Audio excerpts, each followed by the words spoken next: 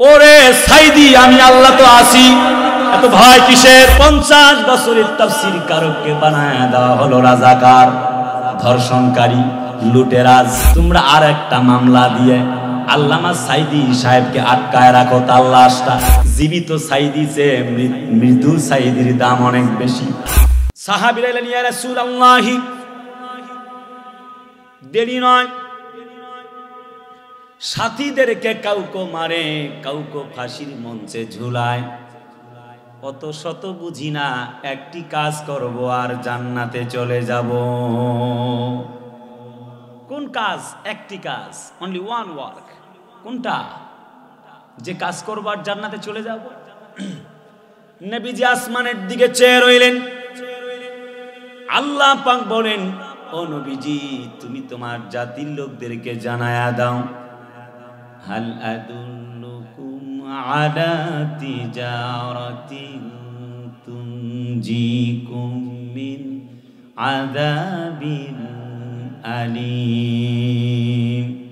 তুমি বলে দাও, যারা ঈমানদার তাদেরকে বলো, আমি এমন একটি ব্যবসায়ের কথা বলতে চাচ্ছি, যে এই ব্যবসা করলে তোমরা জিতে যাবে। কি সে ব্যবসা? আল্লাহ বলো তো। আল্লাহ বলেন, তুমিনুনা বিল্লাহি ওয়া রাসূলিহি ওয়া তুজাহিদুনা ফি সাবিলিল্লাহি বিআমওয়ালিকুম ওয়া আনফুসিকুম, যালিকুম খায়রুল লাকুম ইন কুনতুম তা'লামুন। এক, আমি আল্লাহর প্রতি ঈমান আনবে। 2, আমার রাসূলের প্রতি ঈমান আনবে। আর 3, আমি আল্লাহ বলে দিচ্ছি, আমার রাস্তায় তারা জিহাদ করতে থাকবে। ইন্নাল্লাহা ইউহিব্বুল্লাযীনা ইউকাতিলুনা ফি সাবিলিহি সাফফা কাআন্নাহুম বুনিয়ানুম মারসুস। জোরে বলি আল্লাহু আকবার।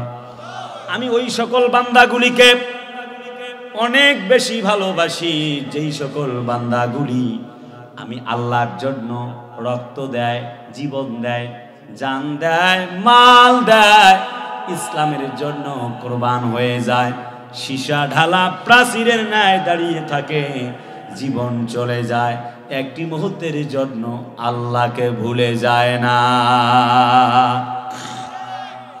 কথা বলে না, ঠিক কি না?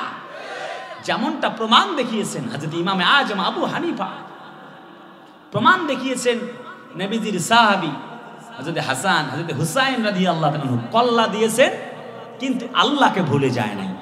সুবহানাল্লাহ বলতে ইচ্ছা করে না?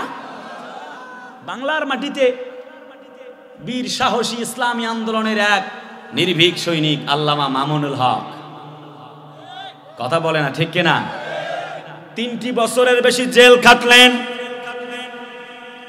জালেম সরকার কতগুলি তাকে প্ররোচনা দেখালো, কতগুলি লোভ দেখালো, কি চাও তাই দেওয়া হবে, শুধুমাত্র আমাদের দলের পক্ষে কথা বলা লাগবে। এই বীর সেনানী আল্লামা মামুনুল হক, শাইখুল হাদিস ইবনে শাইখুল হাদিস, 3টা বছরের বেশি জেল কাটলেন, একটি মুহূর্তের জন্য বাতিলের কাছে মাথা নত করে নাই। ছোট্ট ভাইটি রফিকুল ইসলাম মাদানী, দেহর চেয়ে যেন কলিজা অনেক বড়, জেল কাটলেন, আয়না ঘরে থাকলেন, একটি মুহূর্তের জন্য আল্লাহকে ভুলে যায় নাই। বন্ধুবার আমির হামজা একসঙ্গে বিশ্ববিদ্যালয়ে পড়েছি, 3 বছরের বেশি জেল কাটলেন। আর একটি কোরআনের পাখির কথা তোমাদেরকে বলছি, পরিলক্ষিত হয়েছে, জীবিত সাইদির চেয়ে মৃত্যু সাইদির মনে হয় দাম অনেক বেশি। কে কওমি, কে আলিয়া, কে হেফাজত, কে জামাত জানতে চাই না। কোরআনের পাখিটি যখন মারা গেল, লোকেরা তারে জড়িয়ে জড়িয়ে ধরে তারে চুমা খাচ্ছে। শেষবারের মতো বিদায় দেওয়ার জন্য ঢাকার বার্ডেন হসপিটালে আমরাও চলে গেলাম। আহারে কি নির্মম ইতিহাস! আমার সঙ্গে যমুনা টেলিভিশনের সাংবাদিক পলাশ প্রধান ভাই, তিনিও ছিলেন। ব্যক্তিগতভাবে আমাকে অনেক ভালোবাসেন। বলে, হুজুর 4টা বাজা লাগবে না, এর আগেই গরম পানি টিয়ার সেল চলে আসবে। কোরআনের পাখির জানাজাটা এই ঢাকার মাটিতে ওই জালেম শাহী পড়তে দেবে না। কথা বলেন ঠিক না? সকাল হতে না হতেই তাই হয়ে গেল, কোরআনের পাখিটাকে এই ঢাকার মাটি থেকে তারা সরিয়ে দেওয়ার ব্যবস্থা করলো। যেমনি ভাবে কোরআনের পাখিদের জানাজা ঢাকার মাটিতে পড়তে দেন নাই, ঠিক তেমনি ভাবে আপনাদের জানাজাও বাংলার মাটিতে পড়তে দেওয়া হবে না।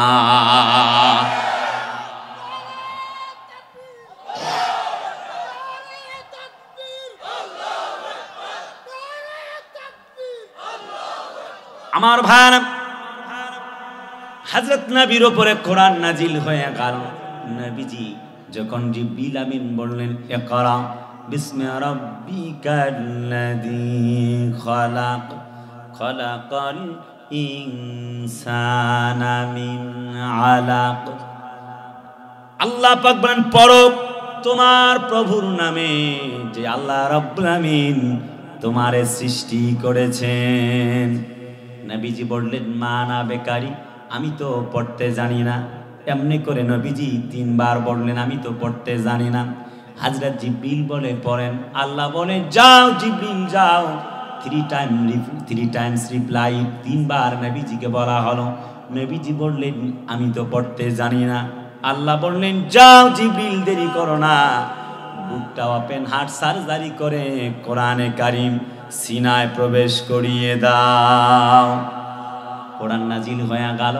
নবীজি হেরা পর্বতের গুহা নামক পৃথিবীর শ্রেষ্ঠতম ইউনিভার্সিটিতে কোরআন পেয়ে গেলেন। নবীজি কোরআন পেলেন যখন, সাফা পাহাড়ে দাঁড়ালেন, তখন নবীজি বললেন, কুলু লা ইলাহা ইল্লাল্লাহ তুফলিহুন। কলমা পড়ো, ঈমান আনো, আল্লাহ ছাড়া আর কোনো মালিকই নাই। নবীজি আমার কোরআন থেকে হকের পক্ষে কথা বললেন যখন, চতুর্দিক থেকে বাধা শুরু হয়ে গেল তখন। আরে ভাই কথা বলেন না, জোরে বলেন ঠিক কিনা? আজ ইসলামের পক্ষে, নবীর পক্ষে কথা বলে যারা বাধার সম্মুখীন হয়ে যায় তারা, কিন্তু পরিশেষে প্রমাণিত হয়েছে আমাদের মামুনুল হকেরা পালায়া যায় নাই। সরকারের চাপে আমাদের উস্তাজুনাল মুকাররম আল্লামা জুনাইদ বাবুনগরীরা পালায়া যায় নাই, আমাদের হামজারা পালায়া যায় নাই, কোরআনের পাখি আল্লামা সাইদিরা পালায়া যায় নাই। বুঝা গেল আলেমরা পালায় না, জালেমরাই পালায়া যায়। নবীজি আমার কোরআনের দাওয়াত দেন, চতুর্দিক থেকে বাধা শুরু হয়ে গেল। আবু লাহাব বলে, তাব্বাল্লাকা ইয়া মুহাম্মদ, মুহাম্মদ তুই ধ্বংস হয়ে যা। নবীজির মনটা খারাপ হয়ে গেল যখন তিনি বাড়ির দিকে চলে যান। আল্লাহ বলেন, ওয়াজাদাকা আইলান ফাআগনা ফাআম্মাল ইয়াতীমা ফালা তাকহার। জোরে বলি আল্লাহু আকবার। হাবিব, কি জন্য তুমি টেনশন করো গো নবীজি? আমি আল্লাহ তোমার ভবিষ্যৎকে অতীতের চেয়ে আরো ভালো বানায়া দিব। নবীজির বিরুদ্ধে আস্তে আস্তে চতুর্দিক থেকে হামলা মামলা, নির্যাতনী নিষ্ঠুরতা শুরু হয়ে গেল। হযরত ওমর বলে, রাসূলুল্লাহ গো, কোরআন পড়েছি, বিনিময় হিসেবে কি পাবো আপনি বলেন? আল্লাহর নবীজি বললেন, কুল আতিউল্লাহ ওয়া আতিউর রাসূল। আল্লাহর আনুগত্য করো আর রাসূলের আনুগত্য করো, বিনিময় তুমি জান্নাতের মালিক হয়ে যাবে। হযরতে ওমর বলে, প্রথম কথা ঈমান আল্লাহর উপরে এনেছি, দ্বিতীয় কথা নবীর উপরে, তৃতীয় আর কি কথা আছে? নবীজি বললেন, তৃতীয় কথা হলো আল্লাহর জান্নাত। হযরত ওমর বলে, আল্লাহ এবং রাসূলের প্রতি ঈমান এনেছি, আর কোনো কথাই শুনতে চাই না, কলমা পড়ে ইমানদারদের অন্তর্ভুক্ত হয়ে গেলাম। রাসূলের উপরে নির্যাতন, তায়েফে চতুর্দিক থেকে হামলা মামলা, 3টি ষড়যন্ত্র হয়ে গেল। মায়ার নবীজি জেলখানার কুঠিতে বন্দী হয়ে গেল। কোরআন বলে ওয়া ইয ইয়ামকুরু বিকাল্লাযীনা কাফারু লিয়ুসবিতুকা আও ইয়াকতুলুকা আও ইউখরিজুকা ওয়া ইয়ামকুরুনা ওয়া ইয়ামকুরুল্লাহ ওয়াল্লাহু খায়রুল মাকিরিন। জোরে বলি আল্লাহু আকবার। নবীজির বিরুদ্ধে ষড়যন্ত্র হয়ে গেল, এক তারে জেলে বন্দি করো। নবীজি আমার জেল কাটলেন, শুধু কি তাই নাকি? হযরত উসমানকে ধরা হলো ছুরি দিয়ে, উসমানের শরীরে এমনি করে কোপ দেওয়া হচ্ছে, পুরা শরীর থেকে রক্ত বের হতেছে। হযরত উসমান বলেন জীবন দিতে পারি, ঈমান ছাড়তে পারি না। আজকের আলোচনার বিষয় হচ্ছে ঈমানের অগ্নি পরীক্ষা। আল্লাহু আকবার বলেন। হযরত উসমানকে ছুরি দিয়ে এমনি করে যখন ফাঁসি দিচ্ছে, কেটে কেটে টুকরা টুকরা হয়ে যাচ্ছে। কোরআন পড়ছেন তিনি, কোরআনের উপরে তারে ফেলায়া দেওয়া হলো এমনি করে উপর করে। গলার মধ্যে ছুরি লাগায়া দিয়ে যখন ছুরি ধার দিয়ে যখন কাটানো হচ্ছে, বলা হচ্ছে উসমান বলো তুমি কালেমা ছাড়বা কিনা? হযরত উসমান বলে না, কখনো না, কখনো না। কাফের বেঈমানরা জবাই করছেন, হযরত উসমান বলেন একবার নয় শতবার জীবন দিতে পারি, একটি মুহূর্তের জন্য আল্লাহর কোরআন ছাড়তে পারি না। আল্লাহ বলেন ইন্নাল্লাহা আশতারা মিনাল মুমিনিনা আনফুসাহুম ওয়া আমওয়ালাহুম বিআন্না লাহুমুল জান্নাহ ইউকাতিলুনা ফি সাবিলিল্লাহি ফায়াকতুলুনা ওয়া ইউকতালুন। জোরে বলি আল্লাহু আকবার। এক আল্লাহ বলে জান আর মালটা আমি আল্লাহকে দাও, প্রয়োজনে তোমরা জিহাদ করো, সংগ্রাম করো। হযরত খাব্বাবকে ধরা হলো, উত্তপ্ত আগুনের উপরে যখন শুইয়ে দেওয়া হলো, হাত পা বাঁধা। হযরত খাব্বাবের রক্ত আর গোশতগুলি জ্বলে পুড়ে আগুন পর্যন্ত নিভে যায়। খাব্বাবের রক্তগুলি পড়তেছে, গোশতগুলি চামড়াগুলি পুড়ে পুড়ে আগুনে পড়ে আগুন পর্যন্ত নিভে যায়। হযরত খাব্বাব একটি মুহূর্তের জন্য আল্লাহর কোরআন ছেড়ে দেয় নাই। ওয়া মা নাকামু মিনহুম ইল্লা আইয়ুমিনু বিল্লাহিল আজিজিল হামিদ। জোরে বলি আল্লাহু আকবার। কোনো অপরাধ ছিল না নবীজির, কোনো অপরাধ ছিল না সাহাবীদের, চতুর্দিক থেকে নির্যাতন। নবীজি আমার 53 জন সহ মোট জেলখানার কুঠরিতে বন্দী হয়ে গেল। নবীর মতো ভালো মানুষ, ওসমান আলীর মতো ভালো মানুষ থাকে জেলখানায়, আর আবু জেহেলের মতো চোর আর দুর্নীতিবাজরাই দেশ চালায়। আমরা লক্ষ্য করেছি তাম দেশে যখন রিক্সাওয়ালা ভ্যান চালক ভাইদেরকে পর্যন্ত জিজ্ঞেস করা হয় কাকে ভোট দেওয়া দরকার বলে মনে করেন, তারা যেন বলতে চাচ্ছে ওপেন, আর কোনো গোপন নয়। বলে সব দলকে দেখা শেষ, আগামীতে ইসলামের বাংলাদেশ। কে হেফাজতে ইসলাম, কে জামাত ইসলাম, কে চরমনাই, কে ফুরফুরা, কে সারসিনা দেখার সুযোগ নাই। কোরআনওয়ালা যেখানে আমরা আছি সেখানে। নবীজি জেল কাটলেন, চতুর্দিক থেকে মামলা। 53 জন ছিল, 7 জন ছিল নবীজির সঙ্গে মহিলা মানুষ, ছোট্ট 2টি বাচ্চা দুধের অভাবে কান্দে চিৎকার মেরে মেরে। মা মা বলে যখন চিৎকার মারে, নবীজির সঙ্গে থাকা মোট 7 জন নারী, তাদের যখন তাদের দুগ্ধ স্থান থেকে যখন তাদের খাবার দেবে, এমন কোনো শরীরে পর্যন্ত এনার্জেটিক পাওয়ার নাই, খাবার নাই, কেমনে সন্তানকে দুধ দিবে?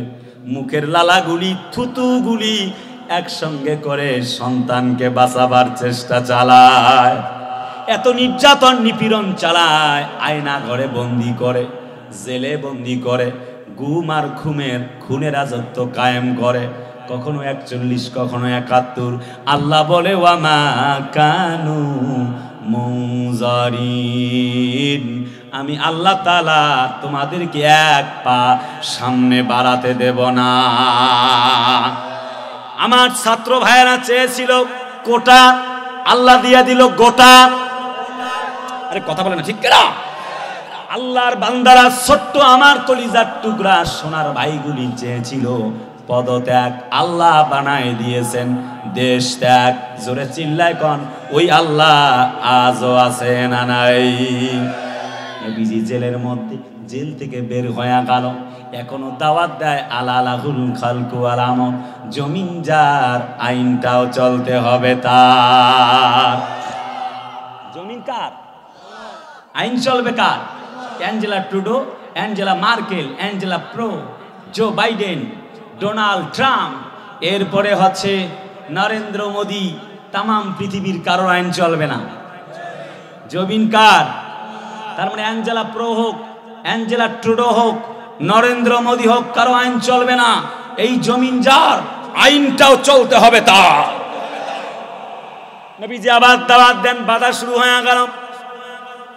2 নম্বর ষড়যন্ত্র হয়ে গেল, তারে হত্যা করো। চতুর্দিক থেকে কাফেররা। আল্লাহ নবীজি দাওয়াত দেন, বের হবেন কেমনে? জিবরিল বলে সূরাতুল ইয়াসিন পড়ুন। নবীজি পড়লেন, বালিকণাগুলি এমনি ছুঁড়ে মারলেন। আল্লাহ বলেন ওয়ামা রামাইতা ইযা রামাইতা ওয়ালাকিন্নাল্লাহা রামা। হাবিব ও দোস্ত শুনে নাও, শুধুমাত্র বালিকণাগুলি ছুঁড়ে মেরেছিলে, প্রত্যেকটি কাফেরের চোখে চোখে পৌঁছায় দেওয়ার দায়িত্ব আমি আল্লাহ নিজেই নিয়েছিলাম। নবীজি ঘর থেকে বের হচ্ছেন, বারবার কাবার দিকে ফিরে ফিরে চায়। নবীজি ভাবলেন 2টি সেজদা দিয়ে যাবেন। ওসমান বিন তালহাকে বললেন, ভাই কাবার চত্বরটা একটু খুলে দাও, সামনে একটু পা বাড়াই। একটা ধাক্কা মারলেন, নবীজি অদূরে গিয়ে পড়ে গেলেন। নবীজিকে কাফের বেঈমানরা মক্কা থেকে বিতাড়িত করছে। আল্লাহ বলে তারা তোমাকে নিষিদ্ধ করতে চায়, আমি আল্লাহ তোমাকে প্রসিদ্ধ বানায়া দিব। মক্কার মানুষগুলি তারে তাড়ায়া দিল। নবীজি কান্দে, ও মদিনারে, ও মক্কারে শোনো, পৃথিবীর সব থেকে আমার শ্রেষ্ঠ শহরের নাম হলো মক্কা শহর। আজ চলে যাচ্ছি। নবীজির মন মানে না, নবীজির মনটা বড় খারাপ।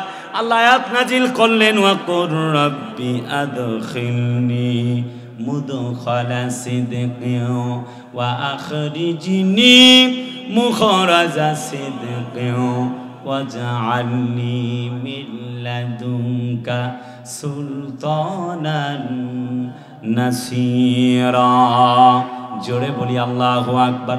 হাবিব, তারা তোমাকে এই দেশ থেকে, তোমার স্বদেশ থেকে তারা তোমাকে বের করে দেয়, আমি আল্লাহ কথা দিচ্ছি, আমি আল্লাহ পাক তোমাকে এই জমিন থেকে তারা বের করে দিচ্ছে। আবার সুলতানান নাসিরা, ক্ষমতায় বসায়া আমি আল্লাহ তোমাকে আবার নিয়ে আসব। পৃথিবীর কোনো মরদের বেটা বেটির সাধ্য নাই ঠেকায়া দিতে পারে। নবীজি চলে গেলেন মদিনার দিকে। 622 খ্রিস্টাব্দে নবীজি হিজরত করলেন। আল্লাহ বলে, হাবিব গো, একটু টেনশন নাই, ইত্তাবিউমা উনজিলা ইলাইকুম মির রাব্বিকুম ওয়ালা তাত্তাবিউ মিন দুনিহি আউলিয়া কলিলাম মা তাযাক্কারুন। জোরে বলি আল্লাহু আকবার। হাবিব, যে কোরআন তোমার উপরে নাজিল করেছি, এই কোরআনে কারিম খানা তুমি মেনে চলো। মায়ার নবীজি আমার কোরআনে কারিম মানা শুরু করলেন।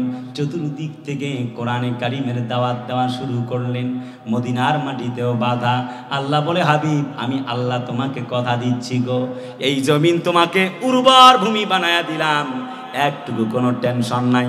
চতুর্দিক থেকে যখন হায়নার মতো কাফের বেঈমানরা মুসলমানদেরকে যখন হত্যা করেন, নবীজি এমন দৃশ্য দেখতে দেখতে বড় হয়রান। হযরতে খুবাইবকে ধরা হলো, ফাঁসির মঞ্চের দিকে নিয়ে যাওয়া হলো। এক্ষুনি খোবায়েবকে হত্যা করা হবে। বলা হলো, খোবায়েব কি চাও তুমি বলো? শেষবারের মতো স্ত্রী পুত্র সন্তানদের সঙ্গে দেখা করতে চাও নাকি বলো? হযরত খোবায়েব বলেন, আমি আমার আল্লাহর সঙ্গে দেখা করতে চাই। কাফের বেঈমানরা হযরত খোবায়েবকে 2 রাকাত নামাজ পড়ার জন্য আবেদন অনুযায়ী দিয়া দিলেন। হযরত খোবায়েব নামাজের ভেতরে দাঁড়িয়ে গেল। কি যেন কোরআন শরীফের বীর বীর বীর বীর করে কোরআনে কারীম তেলাওয়াত করে, আর আসমানের মালিক আল্লাহ যেন তার কথাগুলির জবাব দিতেছে।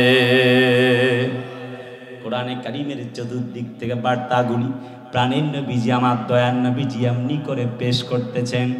আল্লাহর হাবিব সাল্লাল্লাহু আলাইহি ওয়াসাল্লাম একদা যুদ্ধের ময়দান থেকে যখন ফিরে আসছেন, দেখতে পাচ্ছেন আবু মাহাজুরা নামক একটি ব্যক্তি দলবল সুদ্ধা নবীকে এবং আজানকে গালি দিচ্ছে। আজও ইসলামকে, কোরআনকে গালি দেয় এমন কুলাঙ্গার আছে না নাই? আরে ভাই কথা বলে না, আছে না নাই? চতুর্দিকে নির্যাতন, আজ নবীকে নিয়ে গালিগালাজ করে রাখাল রাহা নামক একজন কুলাঙ্গার এই তো কয়েকদিন আগে নবীকে নিয়ে কটূক্তি করেছে। তসলিমা নাসরিনের গোষ্ঠীরা কটূক্তি করে। এরপরে রাজীব ব্লগার আসাদ নূর কুলাঙ্গারের বাচ্চা নবীকে নিয়ে কটূক্তি করে। আমরা বলি ঢাকায় বসে টেলিভিশনের সামনে, ইউটিউবে, ফেসবুকে নবীকে গালি দাও, কোরআনকে গালি দাও, আল্লাহ নবীকে ধর্ষক নবী বলো।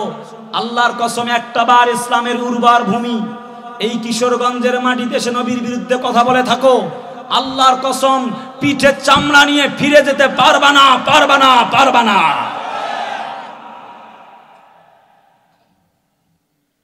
নবীকে নিয়ে কটূক্তি করে ইমানের অগ্নি পরীক্ষা দেখালেন। ইলমুদ্দিন নামক একজন কাঠ মিস্ত্রি ভারতের মাটিতে 1923 সাল, শুনতেছেন, রঙ্গিলা রাসূল নামে একটি বই লেখা হলো। রাসূলুল্লাহকে ভালোবেসে জীবন কোরবানের জন্য প্রস্তুত হয়ে গেল। নাম তার কাঠমিস্ত্রি ইলমুদ্দিন। সামনের দিকে পা বাড়ায়, রাজা রামপালকে হত্যা করবে, তরবারি দিয়ে কল্লা দ্বিখণ্ডিত করে দিয়েছে। উকিলরা শিখাই দিল, বেটা তুমি বলবা জজের সামনে যে আমি অনাকাঙ্ক্ষিত খুন করেছি, মস্তিষ্ক ঠিক ছিল না, অচেতন ছিলাম। আল্লাহর বান্দা রাত পোহায়া গেল। যখন তাকে এজলাসে নিয়ে যাওয়া হচ্ছে, কোর্টের মধ্যে তোলা হচ্ছে, রায় হয়ে যাবে, উকিলদের কথা তিনি ভুলে গেলেন। তিনি বললেন, ইসলামের দুশমনকে নিজ হাতে কোরবান করে দিয়েছি, হত্যা করেছি। যখন ফিরে আসছেন, কাঠগড়ার দিকে তাকে নিয়ে যাওয়া হবে, তাকে ফাঁসির সেলের মধ্যে নিয়ে যাওয়া হবে। উকিলরা বললেন, ভাই ইলমুদ্দিন, যেমনে শিখিয়েছিলাম তেমনি তুমি বললা না কেন? কাঠমিস্ত্রি ইলমুদ্দিন একজন ছোট্ট মানুষ, তিনি বলতে লাগলেন, ও জাতির লোকেরা, আমি একজন টকবকে যুবক, ইসলামের জন্য কোনো কিছুই করতে পারি নাই। রঙ্গিলা রাসূল বই ইসলামের জন্য অপেক্ষায় আছি। চিল্লায় কন্যা সুবহানাল্লাহ। কুল ইন কুনতুম তুহিব্বুনাল্লাহ ফাত্তাবিউনি ইউহিব্বুকুমুল্লাহ ওয়া ইয়াগফির লাকুম যুনুবাকুম ওয়াল্লাহু গফুরুর রহিম। জোরে বলি আল্লাহু আকবার। আল্লাহ বলেন, যদি তোমরা আমি আল্লাহকে পেতে চাও তবে আমার রাসূলকেই ভালোবাসো এবং আনুগত্য করো। জিজ্ঞেস করতে চাই, রাসূলের আনুগত্য করবার দরকার আছে না নাই? যদি কেউ নবীকে নিয়ে কটূক্তি করে, তার প্রতিবাদ করবার দরকার আছে না নাই? আমরা আল্লাহর নবীর পক্ষে কথা বলতে গিয়ে জীবন দিতে পারি, হাত দিতে পারি, পা দিতে পারি, রক্ত দিতে পারি, স্ত্রীকে বিধবা করতে পারি, সন্তানকে ইয়াতীম করতে পারি। আল্লাহর নবীর বিরুদ্ধে কেউ কটূক্তি করলে তা বরদাস্ত করতে পারি না, পারি না, পারি না। এই পক্ষে কারা কারা যদি হাত তুলে আল্লাহকে দেখাও।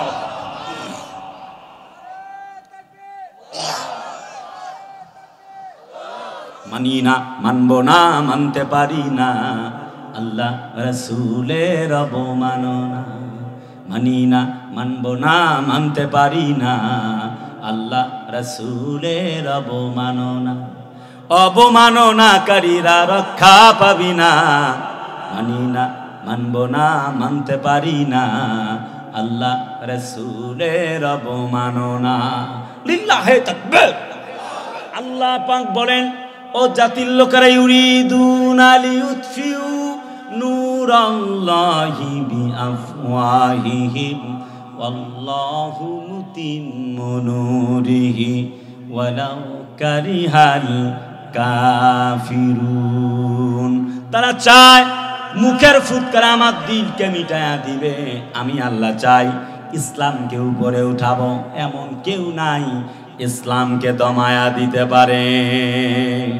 বলতেছিলাম, নবীজি ডাকলেন, কে গো, হোয়াটস ইউর নেম? বলে আনা মাহজুরা।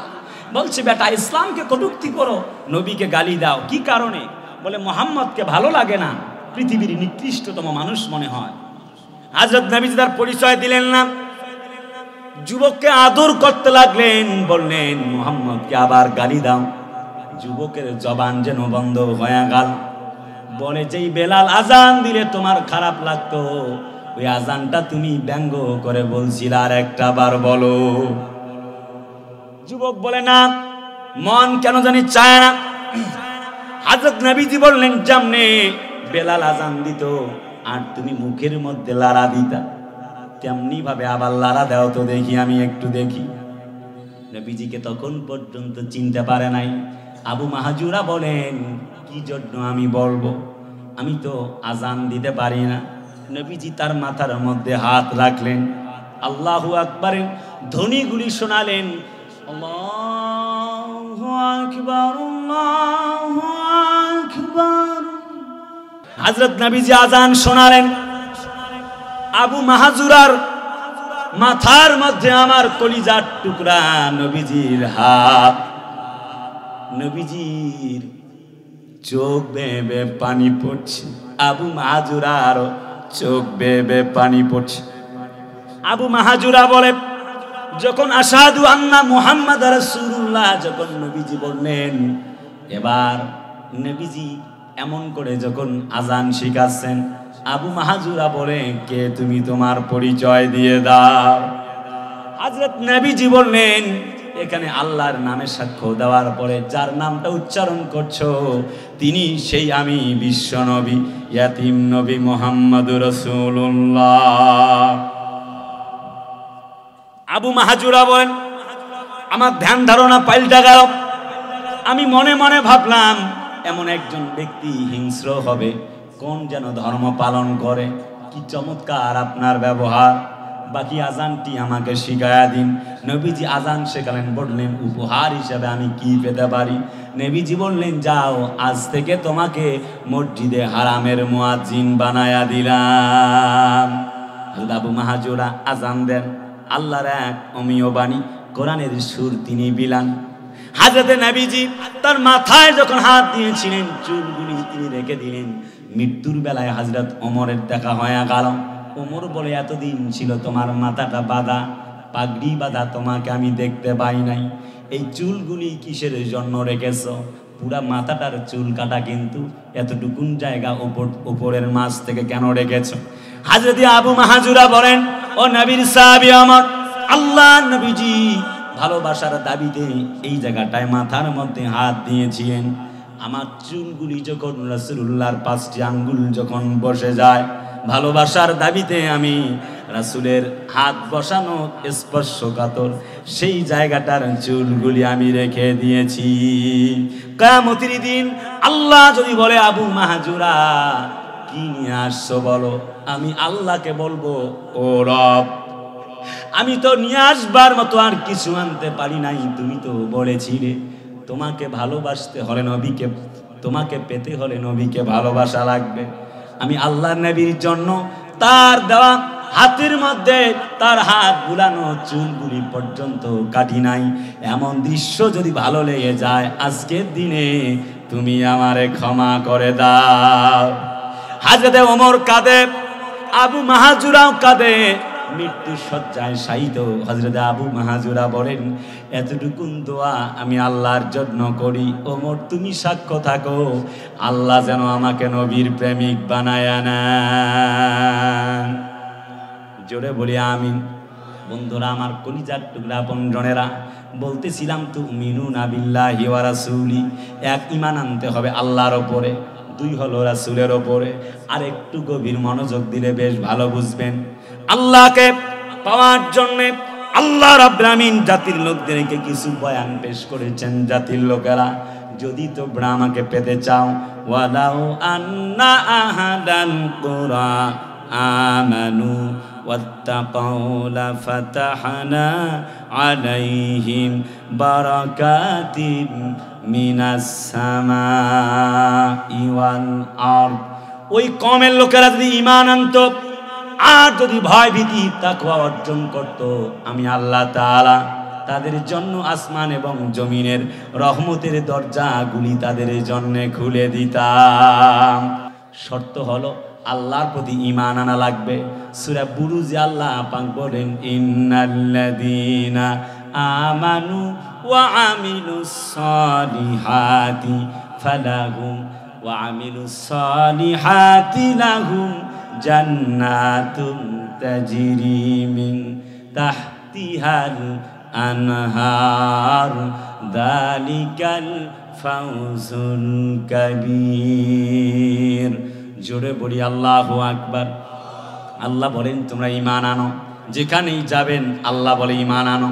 সূরা কাহাফে আল্লাহ পাক বলেন, ইন্নাল্লাযীনা আমানু ওয়া আমিলুস সালিহাতি কানাত লাহুম জান্নাতুল ফিরদাউসি নুজুলা। আল্লাহ বলেন, ও জাতির লোকেরা, শোনো শোনো, ঈমান আনো। যদি তোমরা ঈমান এনে ভালো কাজ করতে পারো, কথা দিলাম তোমরা জান্নাতের মালিক হয়ে যাবে। তার মানে শর্ত হলো ঈমান আনা লাগবে। কথা বলে না ঠিক কিনা? কোন তো দেখি বাবারা, ঈমান আনার দরকার আছে না নাই?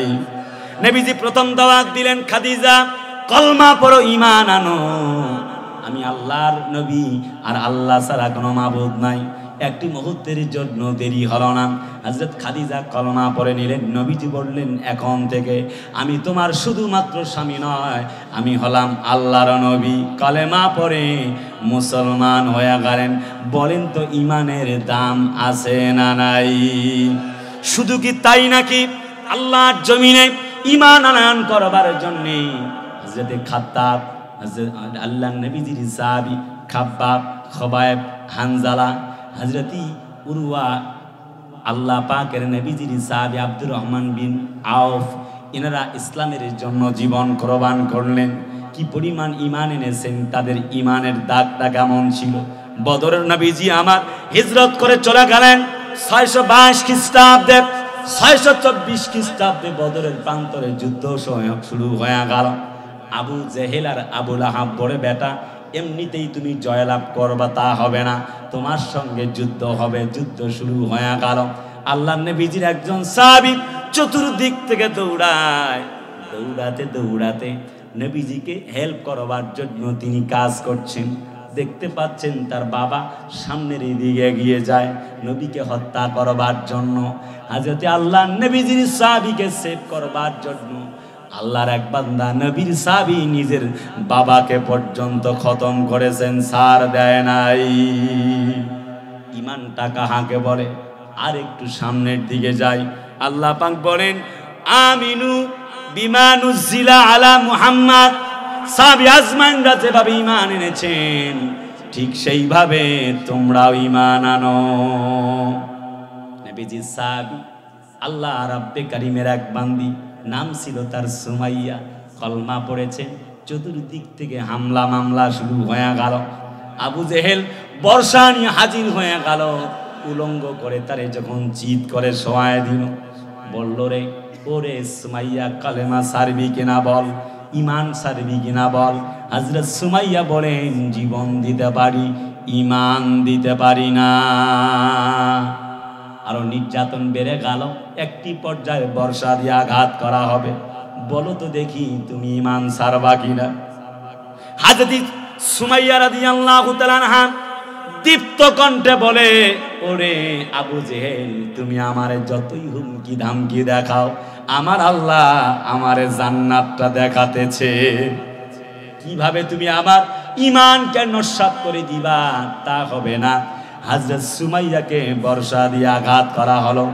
ইন্ডিয়ার মাটিতে গিয়ে আমি সেখানে মুর্শিদাবাদ জেলায় সেখানে হাজারদুয়ারি নামক একটি দর্শনার্থী জায়গা আছে, সেখানটায় দেখেছি বর্ষা লাঙ্গলের ফালের মতো এত বড় তার বাঁশের একটি ডেরা লাগানো।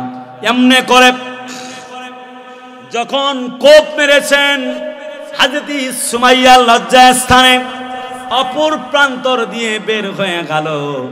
হযরত সুমাইয়া জায়গায় মরে গেল। জীবন কুরবান করেছেন, ঈমান ছেড়ে দেয় নাই। শুধু কি তাই, এমনি করে জীবন বাজি রাখলেন কত সাহাবীরা। ওই কারবালার প্রান্তরে ইমাম হুসাইন রাদিয়াল্লাহু তাআলা আনহু জোহর থেকে আসর পর্যন্ত একা যুদ্ধ করেছেন। জোহর পর্যন্ত আল্লাহর বান্দা বেশ, তার সঙ্গে ৭২ জন সঙ্গী ছিল। সবাই যখন শেষ হয়ে গেল, জোহর থেকে আসর পর্যন্ত একা যুদ্ধ করলেন। ফোরাত নদীর তীরে একদম ভাসমান পানি, পানিগুলি হাতের মধ্যে নিয়েছেন, পান করবেন। হযরত হুসাইন বলে, ঈমানের দাবি রাখে আমি এই পানিগুলি পান করতে পারি না। যেই সাহাবীরা পানি পান করে নাই, আমার প্রিয়তমা স্ত্রী পানি পান করে নাই, ছোট্ট সন্তান আমার আলী আসগর পানি পান করে নাই, ঈমানের জন্য তারা জীবন দিয়েছে। আমি হুসাইন কেমনে পানিগুলি পান করি? ঈমানের দাবিকে বাস্তবায়ন করবার জন্য তিনি কিছুক্ষণের মধ্যে পানিও পান করলেন না। বিজয়ের প্রান্তরে ছিলেন। কাফেরদের অকাতর আন্দোলনে, অকাতর নির্যাতনে, অতর্কিত হামলায় তিনি শুয়ে পড়ে গেলেন। কল্লাটা দ্বিখণ্ডিত হয়ে গেল। হযরত নবীজির সাহাবী হুসাইন রাদিয়াল্লাহু তাআলা আনহু কল্লা দিয়েছেন, কিন্তু ঈমান ছেড়ে দেয় নাই। আমার খুব প্রিয় আল্লামা মামুনুল হক, জেলখানায় তাকে গোয়েন্দা বিভাগ থেকে লোক গিয়েছিল যে অমুক পাঠিয়েছেন দেশে অমুকের বেটি। শুধু আপনি বলবেন আর এমন হুঙ্কার দিয়ে কথা বলবেন না, বরং তার প্রশংসা করে কথা বলবেন। কথা কোন ভাই? আল্লামা মামুনুল হক সাহেব উত্তর দিয়েছিলেন, আমি হলাম মুসলমান, বীরের জাত, মাথা খাড়া করেছি তো খাড়া করেছি, একটি মুহূর্তের জন্য মাথা নোয়াতে পারি না। সাদা পোশাকের নাম দিয়ে আলেমদেরকে তোমরা বন্দী করবা, বরং গিয়ে তোমার প্রধানমন্ত্রীকে মেসেজ দিও, ও জালেম শাহী শোনো শোনো, লেডি বড্ড ফ্রাউন মহিলা, আমি মামুনুল হক জীবন কোরবান করতে পারি, একটি মুহূর্তের জন্য আল্লাহর ঈমান ছাড়তে পারি না। ছেড়ে দেয় নাই। বন্ধুরা আমার, কলিজার টুকরা 50 বছরের তাফসীর কারণ, প্রায় 13টি বছর জেল কাটলেন, তাকে বানায় দেওয়া হলো ধর্ষক। এ কেমন রাজাকার যার মৃত্যুতে কোটি প্রাণ কাঁদে। পরিলক্ষিত হয়ে গেল জীবিত সাইদি চেয়ে মৃত্যু সাইদির দাম অনেক বেশি। কবরটা পর্যন্ত তারা পাহারা দিয়েছিল। আমি ফেসবুকে স্ট্যাটাস দিয়েছিলাম, ও জালেম শাহী, তোমরা আর একটা মামলা দিয়ে আল্লামা সাইদি সাহেবকে আটকায় রাখো, তার লাশটা। কি নির্মম নির্যাতন! 50 বছরের তাফসীর কারককে বানায় দেওয়া হলো রাজাকার, ধর্ষণকারী, লুটেরাজ, ইফটিজিং, হাইজাকার, টেন্ডারবাজ। কথা বলে না? কিশোরগঞ্জবাসী চিল্লায় বলেন ঠিক কিনা? আল্লাহ যেন বুঝাতে চান, ওরে সাইদি, আমি আল্লাহ তো আছি, এত ভয় কিসের? কথা বলে না কেন? ও মামুনুল হকেরা, আল্লাহর জন্য কাজ করো। আসমাউ ওয়া আরা, আমি আল্লাহ তো দেখি এবং শুনি, তোমাদেরকে নির্যাতন হয় আমি আল্লাহ দেখিতেছি। 50 বছরের তাফসীর কারক, কোরআনের পাখি নামে খ্যাত, যাকে আপনারা চিনেন, আল্লামা সাইদি জেল খাটলেন, জরিমানা দিলেন, ফাঁসির মঞ্চ বরণ হয়ে গেল। কত জনপ্রিয়তা তার, কত জনপ্রিয়তা! একদিনে তার জন্য 200-র বেশি মানুষ জীবন দিয়েছে। এক সাতক্ষীরা জেলায় জেলা সদরে 27 জন মানুষকে গুলি করে তারা লাশ সিএমবির উপরে রোডের উপরে শুয়ে রেখেছিল। কত বেশি তার জনপ্রিয়তা। এখন বাংলার মাটিতে কত বক্তা দেখি, লাখ লাখ মানুষ হয়। দ্বিতীয় সাইদি, অবিকল সাইদি, তৃতীয় সাইদি, এমন আরো হাজারটা সাইদি হোক, আপত্তি নাই। কিন্তু যখন কোরআনের পাখি আল্লামা যখন কোরআনে কারিম থেকে তাফসীর করতেন, এক একটি টপিক সাবজেক্ট নিয়ে, যাকাত, সালাত, হজ, এমনি করে যখন তিনি বক্তব্য দিতেন, মনে হয় যেন আল্লাহর কোরআন নাজিল হতেছে। শুধু মজার মজা। আজ একটি বক্তব্য যদি 2-4 বার শুনি কোনো বক্তা দেন, মনে হয় যেন এ পুরানা ওয়াজ আর শুনতে ভাল লাগে না খুব একটা। কথা বলা লাগবে রে ভাই, ঠিক কিনা? ও কিশোরগঞ্জবাসী, কিন্তু আল্লামা সাইদি যেই বক্তব্যগুলি প্রদান করেছেন, পিতামাতার ওয়াজ এখনো আমরা ঘুম না আসলে শুনি। কথা বলেন ঠিক কিনা? তার কিয়ামতের ওয়াজ। শোয়েব আহমদ আশরাফি আমাদের একজন ভাই, কওমির সন্তান, কি চমৎকার করে বক্তব্য দেন। ওনার সঙ্গে আমার গত মাসে টেলিফোনে কথা হলো। উনি বললেন, ও কুদ্দুস সিদ্দিকী, আমি সাইদি সাহেবের ওয়াজ না শুনে ঘুমাই না। আব্দুর রহিম আল মাদানী ভাই, পাশাপাশি মসজিদে জুমার খুতবা পড়াই। আমার ভাইটি একদিন আমাকে বললেন, কয়েকদিন আগেও এক মঞ্চে ছিলাম, বেশ কমাস হয়ে গেল, মুসলিম টিভির অফিসে। তিনি বললেন, কুদ্দুস সিদ্দিকী, একমাত্র একজন ব্যক্তি জামানার মুজাদ্দেদ সাইদি, তার মতো দ্বিতীয় জন তৈরি হওয়া এই পৃথিবীতে আমাদের চোখে দেখা হবে না। একজন মুজাদ্দেদকে আল্লাহ 100 বছরে একজনকে পাঠায়া দেন, একজন আজহারি বানিয়ে দিয়েছেন। ওয়ানলি ওয়ান পিস, একজন হলো আল্লামা মামুনুল হক, ইসলামের সূর্য সন্তান। কথা বলে না ঠিক কিনা? আজও বাংলার মানুষেরা, জাতির লোকেরা দোয়া করে, ও আল্লাহ ঘরে ঘরে আল্লামা মামুনুল হক দাও, আল্লাহ ঘরে ঘরে মুফতি আমির হামজা দাও, আল্লাহ ঘরে ঘরে রফিকুল ইসলাম মাদানী দাও, আল্লাহ ঘরে ঘরে দিন বিজয়ের জন্য এম হাসিবুর রহমান দাও, ঘরে ঘরে শোয়েব আহমদ আশরাফি দাও, আল্লাহ ইসলামের দিন বিজয়ের জন্য ঘরে ঘরে চরমনার পীর আল্লামা সৈয়দ ফজলুল করিম দাও, আল্লাহ দিন বিজয়ের জন্য আল্লাহ ঘরে ঘরে ডক্টর মিজানুর রহমান আজহারি দাও। ও আল্লাহ দিন বিজয়ের জন্য এক অকুত ভয় নির্ভীক সৈনিক, কোরআনের পাখি নামে খ্যাত আমার উস্তাদ ঘরে ঘরে আল্লাহ দিন বিজয়ের জন্য আল্লামা সাইদি দাও। আল্লাহ বলে যেন ওয়াকানা হাক্কান আলাইনা নাসরুল মুমিনিন। ও বান্দারা, তোমরা যখন মুমিনের রূপ নিয়ে নাও, যখন তোমরা মুমিন বান্দা হয়ে যাও, আমি আল্লাহ কথা দিচ্ছি তোমাদেরকে সহযোগিতা করা যেন আমি আল্লাহর ওয়াজিব হয়ে যায়। আজ জালেমরা দেশ চালায় আর আলেমরা থাকে জেলখানায়। কথা বলে না ঠিক কিনা?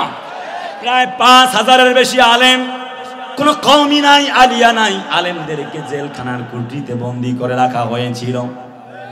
দীর্ঘদিন পরে ইসলামের একজন বলিষ্ঠ কণ্ঠ আল্লামা জসিমউদ্দিন রহমানী সাহেবকে মুক্তি দেওয়া হলো। আল্লাহর এই বান্দাটা যখন জুমার খুতবা পেশ করতেন, তোমরা তারে জঙ্গি বানিয়েছো। প্রকৃতপক্ষে তিনি জঙ্গি নন, তিনি একজন আল্লাহর কোরআনের সৈনিক। যখন তিনি, আরে ভাই আওয়াজ দেন ভাই, ঠিক কিনা? যখন তিনি বক্তব্য দেন, মসজিদের মেম্বার থেকে যেন কম্পন তৈরি হয়ে যেত।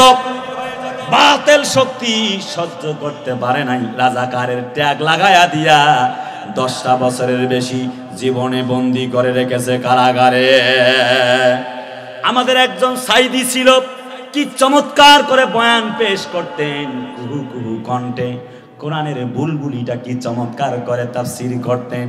13টা বছর জেল খাটলেন কোরআনের পাখি সাইদি। ওই যে পিরোজপুরের মাটিও গণমানুষের প্রিয় মানুষ, জীবন দিয়ে গেলেন হাসি মুখে, কিন্তু ইমানটা ছেড়ে দেয় না। কারাগারে কাটালে 13টি বছর, বাতিলকে পেছে তোমায় দেখে থর থর। ঠিক না? কারাগারে কাটালে 13টি বছর, বাতিলকে পেছে তোমায় দেখে থর থর। তুমি যে ছিলে মোদের নয়নমণি, শহীদ হয়েছো তুমি এটাই জানি, অমর হয়েছো তুমি এটাই জানি। আল্লামা সাঈদী তুমি মরণি, শহীদ হয়েছো তুমি এটাই জানি, অমর হয়েছো তুমি এটাই জানি। দেখা তো হবে না আর এই জীবনে, দেখা হবে জান্নাতে ফুল বাগানে। ঠিক না? দেখা তো হবে না আর এই জীবনে, দেখা হবে জান্নাতে ফুল বাগানে। এই আশা কবুল করো আল্লাহ তুমি, শহীদ হয়েছো তুমি এটাই জানি, অমর হয়েছো তুমি এটাই জানি। আল্লামা সাঈদী তুমি মরণি, শহীদ হয়েছো তুমি এটাই জানি। লিল্লাহে তাকবীর। কোরআন আল্লাহ জীবন দেয়।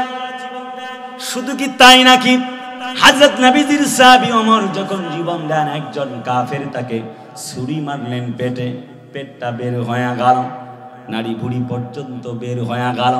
হযরত ওমর রাদিয়াল্লাহু আনহু চিৎকার মেরে উঠলেন, অজ্ঞান হয়ে গেলেন নামাজ অবস্থায়। আব্দুর রহমান বিন আওফ তার নামাজ তার পরিবর্তে পড়ালেন। জোহরের পর যখন জ্ঞান ফিরে এলো, হযরত ওমর একটি কথা বললেন, আমার 1 রাকাত নামাজ কাজা হয়ে গেছে, আমি আর তোমাদের প্রধানমন্ত্রী নাই, আমাকে তোমরা ছুটি দিয়ে দাও, আমাকে তোমরা বরখাস্ত করো। হযরত ওমর রাদিয়াল্লাহু আনহু আল্লাহর বান্দা, নবীজির সাহাবী, এবার যখন তার ভালো মতো জ্ঞান ফিরে এলো, তিনি বললেন, আমার সন্তান আব্দুল্লাহ, তুমি হুযাইফাতুল ইয়ামানকে ডাক দাও, তারে জিজ্ঞেস করো আমি ঈমানদার না বেঈমান। তার মানে হলো যেখানেই যাই সেখানেই ঈমান। বানিয়ে কথা বলছি না, ইসলাম যা বলে তাই বলছি।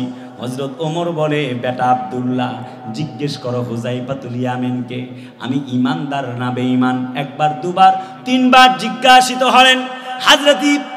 হযরত হুযাইফাতুল ইয়ামান বলেন, নবীজির সাহাবী ওমর, এত কেন জানতে ইচ্ছে করে? আপনাকে তো আল্লাহ তাআলা ইসলামের জন্য কবুল করে 10 জন আশারায়ে মুবাশশারার একজন বানিয়ে দিয়েছেন, তারপর আপনি কেন কাঁদেন? আপনি ঈমানদার কিনা? হযরত ওমর বলেন, যদি আমার ঈমান না থাকে আমার জীবনটাই বৃথা হয়ে যাবে। হযরত হুযাইফাতুল ইয়ামান বলেন, নবীজি, আপনার নামটা মুনাফিকদের খাতায় লেখেন নাই, মানে আপনি ঈমানদার। জোরে কর না সুবহানাল্লাহ। এই ঈমানের দাবি, ঈমানের অগ্নি পরীক্ষা করার জন্য এমনি করে হযরত আম্মার বিন ইয়াসার জীবন দিলেন। আম্মার বিন ইয়াসারকে একটি খুঁটির সঙ্গে বেঁধে 2 দিকে 2টি খুঁটি গাড়ানো হলো। 2টি ঘোড়াকে বেঁধে দিয়ে, তার 2টি পায়ের সঙ্গে বেঁধে দিয়ে ঘোড়াকে চাবুক মারা হবে। তাফসিরে বায়জাবিতে পড়লাম, বলা হলো, ওরে আম্মার ইবনে ইয়াসার, তুমি বলো এক্ষুনি তোমার জীবনটা দিবা না ঈমানটা দিবা, কোনটা দিবা বলো, ঈমান ছাড়বা কিনা বলো। হযরত আম্মার ইবনে ইয়াসার বলে, যেইভাবে তোমরা হত্যা করতে চাও করতে পারো। হযরত আম্মার ইবনে ইয়াসারকে 2টি পা 2 দিক থেকে বেঁধে দিয়ে যখন টান দেওয়া হচ্ছে, হযরত আম্মার ইবনে ইয়াসারকে বলা হচ্ছে, এখনো সময় আছে, 2টি পা 2 দিক থেকে ছিন্ন বিচ্ছিন্ন কেটে পড়ে যাবে, ছিন্ন বিচ্ছিন্ন হয়ে যাবে দেহটা, বলো তুমি ঈমান ছাড়বা কিনা বলো। হযরত আম্মার ইবনে ইয়াসার বলে, জীবন দিতে পারি, একটি মুহূর্তের জন্য ঈমান দিতে পারি না। আমাকে দাও সে ঈমান, আল্লাহ মেহেরবান, আমাকে দাও সে ঈমান, আল্লাহ মেহেরবান।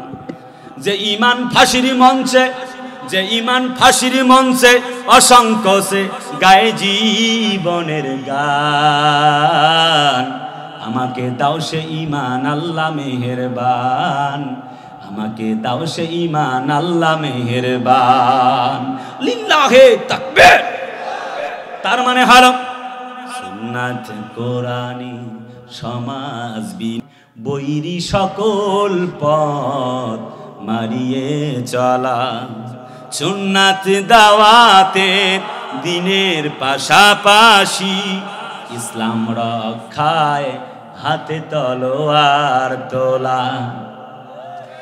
সুন্নাত শুধু নয় নমনীয় আলাপন, সুন্নাত প্রয়োজনে হুঙ্কার গর্জন। সুন্নাত শুধু নয় মেষ চরাতে যাওয়া, আর সুন্নাত হলো রাষ্ট্রনায়ক হওয়া। মুহাব্বতি তার খালিদ মোরালি, মুহাব্বতি তার খালিদ মোরালি। আবু বকরের মতো পাশে থাকো কি, আরো কিছু সুন্নাত আছে তুমি জানো কি, জানলেও জীবনে কখনো তা মানো কি। ঠিক না? ইসলামের জন্য তারা আলেম ওলামারা, কোরআন ওলামারা জীবন দিয়েছে। ইমামে আজম আবু হানিফা 8.5 বছর জেল খেটেছে। আল্লামা মামুনুল হক এবার তিনি খেলাফতের দায়িত্ব নেবার জন্য, আল্লাহর এই জমিনে দ্বীন কায়েমের জন্য ভোটের মাঠে আসতে চায়, সভা সমাবেশ করছে। অনেক আলেম আবার ফতোয়া দেয় পর্দার আড়াল থেকে ঘরে বৈশা, যে আবার সে রাজনীতি করতে হবে কেন? কথা কয় না কেন?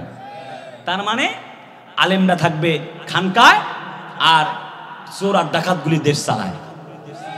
তা হতে যাওয়া যাবে না। আগামীর পৃথিবী হবে ইসলামের পৃথিবী, আগামীর সূর্য হবে ইসলামের সূর্য, আগামীর সূর্য হবে কোরআনের সূর্য, আগামীর বাংলা হতে হবে ইসলামের বাংলা। ইমান চোরের গোষ্ঠীরা কোথায় হাত বাঁধবে আর কোথায় না বাঁধবে এইসব দিয়ে মাসলা দিয়ে ইসলামী শাসন ব্যবস্থা থেকে ইসলামের তামাদ্দুন, ইসলামের তাহাজিব, আমান লাম ইয়াহকুম বিমা আনজালাল্লাহ, আল্লাহর হুকুম এই জমিনে বাস্তবায়নের জন্য নবীজি 13টা বছর কোরআন দিয়ে এই বক্তব্য দিয়েছেন, কিন্তু কোরআনের সমাজ বানাতে পারে নাই। যখন তিনি রাষ্ট্র ক্ষমতা পেয়ে গেলেন, নবীজির সামনে কোরআনের ইসলামের রাষ্ট্র কনস্টিটিউশন পাওয়ার পরে আর দেরি হলো না। যখন তিনি ক্ষমতায় আসলেন, যখন আল্লাহর এই জমিনে আল্লাহর বিধান প্রতিষ্ঠিত হয়ে গেল, তখন তাহলে বোঝা গেল আজও ইসলামী রাষ্ট্র ক্ষমতায় আসবার প্রয়োজন আছে না নাই? সেজন্য আল্লাহ বলে, আল্লাযীনা ইম্মাক্কান্নাহুম ফিল আরদি আকামুস সালাতা ওয়া আতাউজ যাকাতা ওয়া আমারু বিল মা'রুফি ওয়া নাহাউ আনিল মুনকার ওয়ালিল্লাহি আকিবাতুল উমুর। জোরে বলি আল্লাহু আকবার। আল্লাহ বলেন, যদি ইসলামী রাষ্ট্র কায়েম হয়ে যায়, ইসলাম ওরা ক্ষমতা আসলে 1 নম্বর নামাজ প্রতিষ্ঠা করবে। নামাজ প্রতিষ্ঠা হবে যখন এই জমিনে খুন খারাপি বিলুপ্ত হয়ে যাবে, তখন। আমি চাই বাংলাদেশে কাঁদবে না আর কেউ তো দুঃখে। আমি চাই প্রতিটা মানুষ থাকবে সুখে মিলে মিশে। আমি চাই বাংলাদেশে কাঁদবে না আর কেউ তো দুঃখে। আমি চাই প্রতিটা মানুষ থাকবে সুখে মিলে মিশে। আমি চাই ইন্ডিয়ান সব চ্যানেলগুলো বন্ধ হবে। আমি চাই ইসলামী টিভি গুলো খোলা রবে। আমি চাই খুন খারাপি হবে না কভু আমার দেশে। আমি চাই সন্ত্রাসীরা তওবা করে ভালো হবে। আমি চাই বাংলাদেশে কাঁদবে না আর কেউ তো দুঃখে। আমি চাই প্রতিটা মানুষ থাকবে সুখে মিলে মিশে। আমি চাই বাংলাদেশে কাঁদবে না আর কেউ তো দুঃখে। আমি চাই প্রতিটা মানুষ থাকবে সুখে মিলে মিশে। নারায়ে তাকবীর। এই জমিন ইসলাম আলারা রাজ কায়েম করবে। চোরের গোষ্ঠী ইসলাম এবং কোরআন মুসলমানদের বিরুদ্ধে ফতোয়া দাও। যেই আলেম হাত তোলা লাগবে না এই নিয়ে ফতোয়া দেয়, যেই আলেম ইসলামের মীমাংসিত বিষয় হাত কোথায় বাঁধতে হবে এইসব নিয়ে ফতোয়া দেয়, তুমি যেখানে বান্ধ হয়ে গেল অসুবিধা নেই। যে সকল আলেম আমিন আসতে বলা, জোরে বলা নিয়ে ফতোয়া দেয়, কিন্তু আল্লাহর নবীকে নিয়ে কটূক্তি করলে কোনো কথা বলে না, সেটা আলেম নয়, সেটা হচ্ছে একটা জালেম।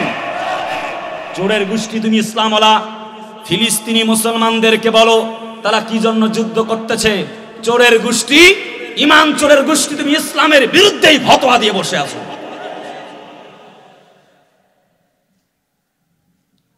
আবু বকর মোহাম্মদ জাকারিয়া নামে একজন মুসলমান, এক বড় আলেম, উনি গত বছর ফতোয়া দিয়েছিলেন ফিলিস্তিনি মুসলমানরা জীবন কেন দিচ্ছে, ওদেরকে জীবন দেওয়ার জন্য কে বলেছে? চিল্লায় কর নাউজুবিল্লাহ। ইসলামের পক্ষে তো কথা বলতে চায় না, দিন কায়েমের পক্ষে। আবার যারা ইসলামের জন্য জীবন দিচ্ছে 75 বছর থেকে ফিলিস্তিনি মুসলমানরা, তাদের বিরুদ্ধে কথা বলে, কথা বলতে হবে, ঠিক কিনা? আমি কোন আলেমের নাম নেওয়াকে সমীচিত মনে করি না। আমি সবার ভাই, সবাইকে ভালোবাসতে চাই। বন্ধু, যখন দেখি আলেমরা মায়ের খায়, আমাদের যখন যায় বাড়ি পোড়া, তখন তাহিরি মার্কা আলেমরা খাচ্ছিল আলু পোড়া। সব আলেমরা যদি একসঙ্গে থাকতো, আল্লাহর কসম আমাদের মামুনুল হকদেরকে হাতের মধ্যে হাত করা আর পায়ের মধ্যে ডান্ডা বেরি পড়াতা নিয়ে যেতে পারতো না। বিভিন্ন দলে গোত্রে আমরা বিভক্ত হয়েছি। বন্ধু, সময় খুব কম, ইমান আল্লাহ এবং রাসূলের প্রতি আনতে হবে, এই ব্যাপারে বেশ কিছু খানিকটা কথা বলছি। এরপরে আল্লাহ পাক বলে ওয়াতুজাহিদুনা ফি সাবিলিল্লাহ, বান্দা আমি আল্লাহর পক্ষ থেকে যে বক্তব্য, সেই বক্তব্যটা হচ্ছে তোমরা আমি আল্লাহর জন্য তোমাদের জান এবং মালটা দিয়ে দাও, যদি প্রয়োজন হয় জীবনটা দিয়ে দাও। সুবহানাল্লাহ, জোরে না আসতে? আহা, সাহাবীরা তার নাজরানা পেশ করেছেন, আমি সেদিকে যাব না, জাস্ট খানিকটা বলেছি। কেমন ঈমান, কেমন তাকওয়া। এই যে রমজান মাস আসছে, লাআল্লাকুম তাত্তাকুন, এতক্ষণ যাবত আমার সকল বক্তা ভাইয়ারা চমৎকার করে বক্তব্য পেশ করেছেন, আমি সেজন্য বেশি বলবো না। গলা শুকিয়ে গেছে, পানি মনে হচ্ছে টিউবওয়েলে যা আছে সব খেয়ে ফেলবে। গলা শুকায় গেছে, পানি আছে কিন্তু খায় না, যার ভয়ে খায় না। দিস ইজ কল্ড তাকওয়া, এর নাম আছে তাকওয়া। ঠিক না? তাকওয়ার একটা ছোট্ট উদাহরণ দিচ্ছি আপনাদেরকে। হাজেদি বিশ্বনবীর সাহাবী ওমর তালাশ করছে, চতুর্দিকে ঘুরছে, আর দেখছে বাংলাদেশের মতো 50টি রাষ্ট্র, এত বড় 50টি রাষ্ট্রের জনগণরা কেমনে চলছে, কি হাল হকিকত বুঝবার জন্য তিনি অবজারভেশন করছেন। Look and observe on the way. দেখতে পেল চলতে চলতে পথিমধ্যে এক বুড়ি আর তার বেটি, মা আর মেয়ে মিলে কথা বলছে, কথোপকথন করছে। মা বলছে, মেয়ে দুধে দ্রুত পানি মিশাও, আমরা তাহলে লাভজনকভাবে ব্যবসায় 1 কেজি আছে 1.5 কেজি বানাও, আমরা লাভ করতে থাকবো। মেয়ে চিৎকার করছে না, বরং চমকপ্রদ সুরে মাকে বলছেন, মা দুধে পানি মিশালে পরে সাময়িকভাবে লাভ হবে, কিন্তু অর্ধজাহানের খলিফা ওমর যদি শুনতে পান তবে বিচার হবে কোরআনের। হযরত ওমর রাস্তায় দাঁড়িয়ে দাঁড়িয়ে on the way only fair আল্লাহ, চিন্তা করছেন আল্লাহর ভয়। কেমন তাকওয়া। মেয়ে বলে, মা দুধে পানি মিশাবো না, একজন নির্ধারিত রাষ্ট্রনায়ক আছেন যিনি হচ্ছেন ওমর, তিনি জানলে পরে অবস্থা খারাপ হয়ে যাবে। মা বললেন, বেটিরে ওমর তো এখানে নাই। এবার আল্লাহর বান্দি বলছেন, আসমাউ ওয়া আরা, শোনো গো মা শোনো, আল্লাহ দেখতেছে এবং শুনতেছেন। অর্ধজাহানের খলিফা ওমর এখানে না থাকতে পারে, কিন্তু খলিফা ওমরের আল্লাহ তো এখানে দেখতেছে।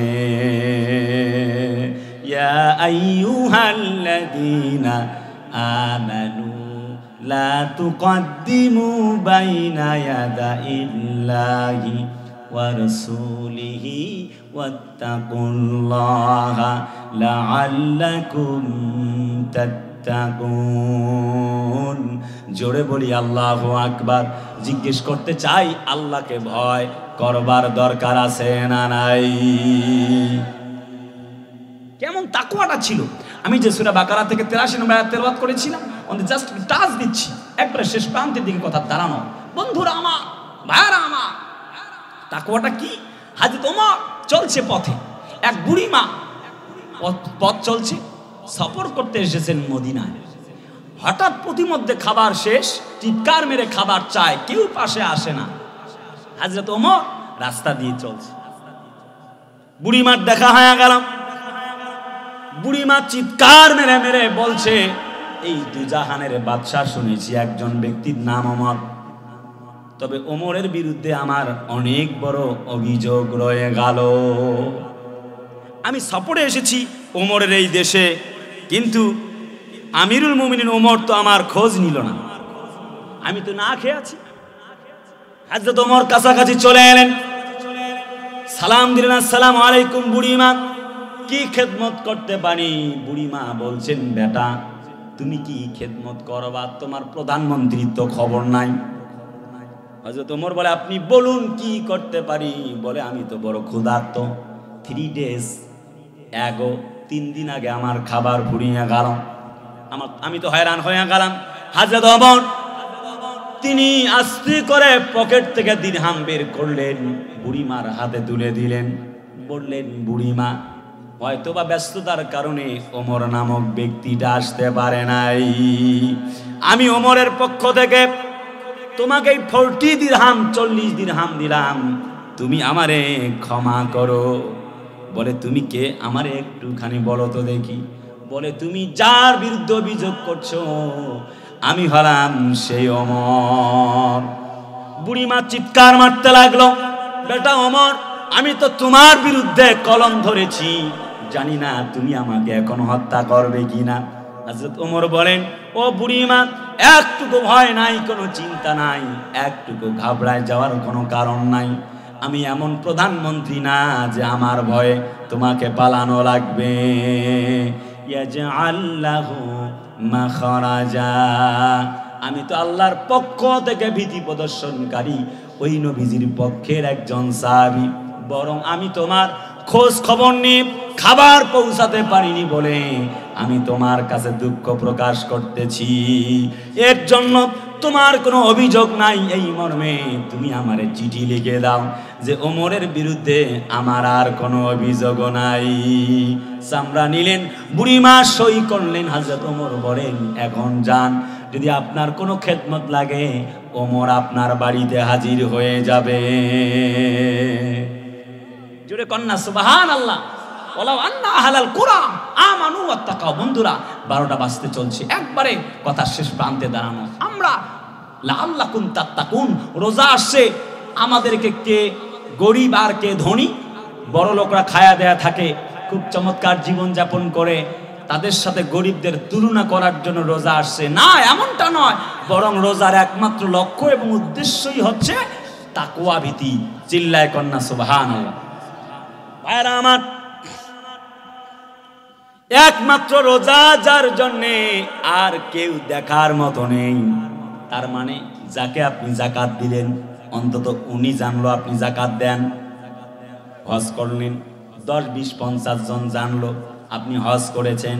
রোজা এমন এক ইবাদত, ঘরের ভেতরে ফ্রিজে পানি আছে, চমচম আছে, দই আছে, মিষ্টি আছে, কেউ নাই ঘরে, দরজাটা লাগায়া দিয়া পেট ভরে খাওয়া যায়। কিন্তু যার ভয়ে খায় না তার নাম হলো তাকওয়া। ইয়া আইয়ুহাল্লাযীনা আমানু কুতিবা আলাইকুমুস সিয়ামু কামা কুতিবা আলাল্লাযীনা মিন ক্বাবলিকুম লাআল্লাকুম তাত্তাকুন। জোরে বলি আল্লাহু আকবার। ওহে তোমরা বান্দারা, ঈমানদাররা, শুনে রাখো, তোমাদের উপরে রোজাকে ফরজ করে শুধুমাত্র তোমাদেরকে কষ্ট দেই নাই, পৃথিবীতে আরো 14-16 ঘন্টা 20 ঘন্টা পর্যন্ত এমন দেশ আছে যাদেরকে না খেয়া থাকা লাগে, শুধুমাত্র তোমাদের কাছে দেই নাই, বরং মিন ক্বাবলিকুম পূর্ববর্তী গণের ওপরেও আমি আল্লাহ পাক রোজাকে ফরজ করেছিলাম। নবী বলে, মান সামা রমাদান ঈমানান ওয়া ইহতিসাবান গুফিরা লাহু মা তাকাদ্দামা মিন জামবিহি, যে ব্যক্তি আল্লাহর জন্য ঈমানের আশায় সওয়াব পাওয়ার জন্য রোজা রাখবে, আল্লাহ নবীজি বলেন আল্লাহ তার জীবনের সমস্ত গুনাহ খাতাগুলিকে মাফ করে দিবেন। জিজ্ঞেস করতে চাই, আল্লাহর জন্য রোজা পালন করার দরকার আছে না নাই? এই যে আসছে নাম হচ্ছে রমজান আলী, রোজা থাকে না, কথা কয় না, আছে না? কয় গ্যাস্ট্রিক, কোলেস্টেরল, এরপরে হচ্ছে ডায়াবেটিক্স। চিকিৎসা বিজ্ঞানী ওশিনোরি ওশিমি, জাপানি বিজ্ঞানী, তিনি প্রমাণ করেছে যে যত বেশি রোজা থাকবে সে তত বেশি সুখে থাকবে, সুস্থ থাকবে। আর আমরা বানিয়ে নিয়েছি ওজোর, রোজা থাকলে ভাই গ্যাস্ট্রিক, হুজুর পারি না, হুজুর মইরা যাই গা। আরে তুমি মারা যাও, কথা বলে না, তোমার বেঁচে থাকার কোনো দাম নাই। আল্লাহর হুকুম পালন করবা না, তার খাবা, তার পড়বা, তার জমিনে ঘুমাবা। দেখো না মাঝে মধ্যে আল্লাহ ভূমিকম্প দিয়ে প্রমাণ করতে চায়, বান্দা আমরা ভুললে যাস না, আমি আল্লাহ কিন্তু আছি। মাঝে মধ্যে ঝড় হয়, তুফান হয়, বৃষ্টি হয়, আল্লাহ বুঝায় তোমার 10 তলা বিল্ডিং যা দিয়েছিলা, তোমার ভিত্তি 10 তলা বিল্ডিং এর এত রড সিমেন্ট দিয়ে কিচ্ছু না, একটা লাড়া দিয়েছি, সব শেষ। সকালবেলা সূর্যটাই প্রমাণ করে আল্লাহ বলতে কেউ একজন আছে। দুনিয়ার এই যে গরম আসতেছে কয়েকদিন পরে, এই গরমেই তো প্রমাণ করে কবরের ভেতরে কি অবস্থা হবে। করোনা ভাইরাস এসে প্রমাণ করেছিল actually nobody in the earth is not for anyone. এই পৃথিবীতে কেউ কারো নয়। যেই দাদি দাদারে ছাড়া বাঁচে না, আর আমার দাদা বা দাদিরে ছাড়া বাঁচে না। এই দাদা 4 বছর অসুস্থ থাকুক, বিছানায় পায়খানা প্রস্রাব করে কোনো অবস্থাতে বাহিরে যেতে পারে না। দাদি পায়খানা প্রস্রাব পরিষ্কার করতে করতে একটা পর্যায়ে বলতে বাধ্য, বুড়াটা দ্রুত মরে না কেন? ঠিক না? কিসের এই দুনিয়া? এই দুনিয়ায় কেউ কারো নয়, স্বার্থের দুনিয়ায় স্বার্থ ফুরিয়ে গেলে কেউ কারো নয়। মানুষ লাশের মতো ভারী হয়ে যায়, টেলিফোনটাও ধরে না। টাকার দরকার ছিল 10,000, টাকা পেয়েছি, এখন আর কল ধরে না। ঠিক না বন্ধুরা? আমার বিদায় ক্ষণে বক্তব্য, আল্লাহ বলেন ইয়াউমা লা ইয়ানফাউ মালু ওয়ালা বানুন ইল্লা মান আতাল্লাহা বিকলবিন সালিম। ইল্লা মান আতাল্লাহ, আল্লাহ বলে শোনো, লা ইয়ানফাউ মালু ওয়ালা বানুন, সেদিন মা বাবা ভাই বোন আত্মীয় স্বজন কেউ আপন হবে না। আজ একটা বিড়ি খায় যুবক, ও আর এক বন্ধুকে শেয়ার করে খায়। কথা কেন রে ভাই? আসে না? বাবাটা বা ইয়াবা এটা তো খায় একসঙ্গে। যুবকরা এমন হয়ে গেল, ওদেরকে পরীক্ষা করার জন্য আর টেস্টার লাগে না। চুলের কাটিং, মোটরসাইকেল চালানোর স্টাইল, আর প্যান্টের কয় জায়গায় ছেঁড়া, এইটা দেখলে বোঝা যায় ওর 9 নাম্বার না 6 নাম্বার। কথা কয় না? আসে না?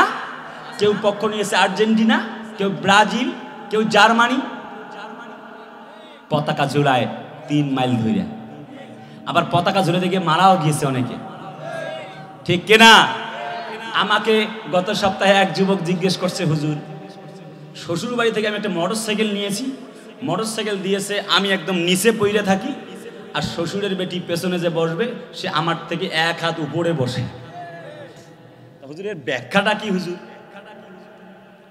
আমি বললাম, দেখো তুমি তো শ্বশুরের টাকায় মোটরসাইকেলে চড়ছো, তা শ্বশুর বাবা যান এমন কায়দা মতো মোটরসাইকেল দিয়েছে, পেছনে তার মেয়ে বসে থাকবে, তোমার উপরে 1 হাত, তার মানে কার টাকায় মোটরসাইকেলে চড়ছো, তুমি কিন্তু সব সময় নিচে।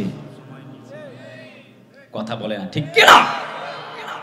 আজ এই যুবকগুলা, এই যুবকের আজ এখন হাফ প্যান্ট পরে ঘুরে বেড়ায়, কেমন বেলজ্জা হয়ে গেল। নতুন প্রজন্ম এত নিচে নামবে আমার জানা ছিল না। সারা রাত সেটিং ফেটিং, ফেসবুক মেসেঞ্জার, হোয়াটসঅ্যাপে মেসেজ লেখে, হাই প্রাণ প্রিয়া, অ্যাঞ্জেল প্রিয়া, কেমন আছো? কথা কেনা রে, কথা কেনা আসে না? নাই বদমাইশ করতে সারা মোবাইল চেটিং ফিটিং করে। Mobile, WhatsApp, Twitter, YouTube, Facebook এসব কইরা জীবনটাকে শেষ করে দিয়েছে। নামাজ নাই, কালাম নাই, রোজা নাই, আল্লাহ নাই, বিল্লাহ নাই। সেহরির সময় ওঠে না, সকালবেলা ঘুম থেকে উঠতে উঠতে সকাল 12টা, ব্রাশ করে এসে ভাত খায়। রমজান মাস, তুমি ভাত খাও না, তুমি গু খাও।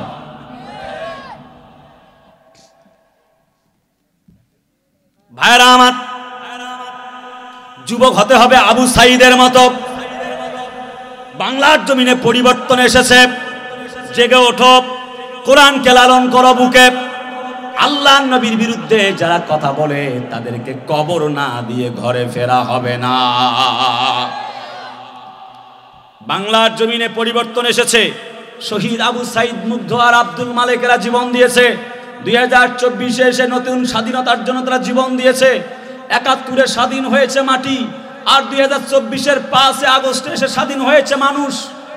শহীদ আবু সাইদের মতো যুবকরা আর একবার জেগে ওঠে, আল্লাহর কসম বাতিল শক্তিরা লেজ গুটিয়ে পালাতে বাধ্য হয়ে যাবে।